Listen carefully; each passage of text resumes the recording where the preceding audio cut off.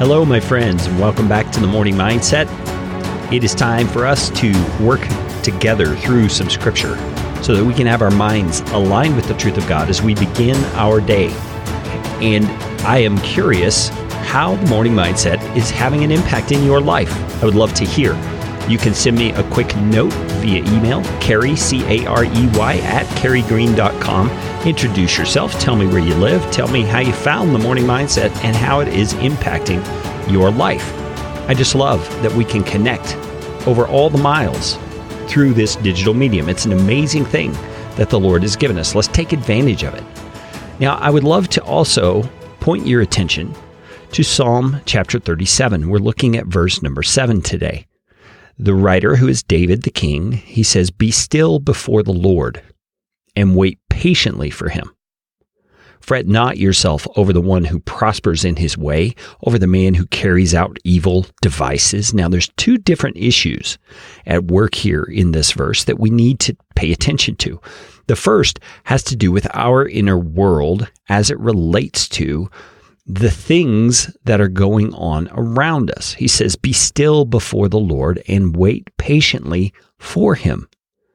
Now, I know there have been many times in my life where I didn't know what was ahead, and I was eager. I wanted to see with some clarity what was ahead of me and what sort of decisions I should be making in light of that. And it is a time to get anxious. It is a time to fret most of the time. And not that we should be doing that, but that's the opportunity that is before us. And David's counsel is that we are to be still before the Lord. Do you know what that's like? Do you know what he means? Be still before the Lord. It means calm down, cool your jets, as people used to say. Man, just maybe physically take a deep breath and just calm yourself. Be still before the Lord. That really is the key phrase. You see, reminding ourselves that he is the one in control and that he has our good in mind. When we can be still in that way, we can do this next part of the statement more effectively, and that is to wait patiently for him. You see, it's all rooted in trust, isn't it?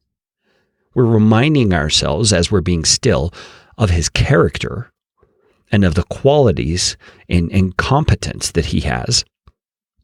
And that enables us to wait patiently for him, because God has his timing, doesn't he?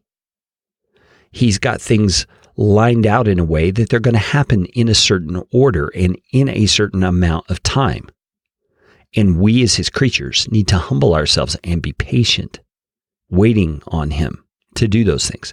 And then that next statement has another pointer toward our inner world, but it's not in terms of our attitude toward our circumstance directly. It's our attitude toward others we see who perhaps are moving into a realm or a direction that we kind of want to move into. You know, we want to prosper. We want to be doing well. And he says, "Fret not yourself over the one who prospers in his way."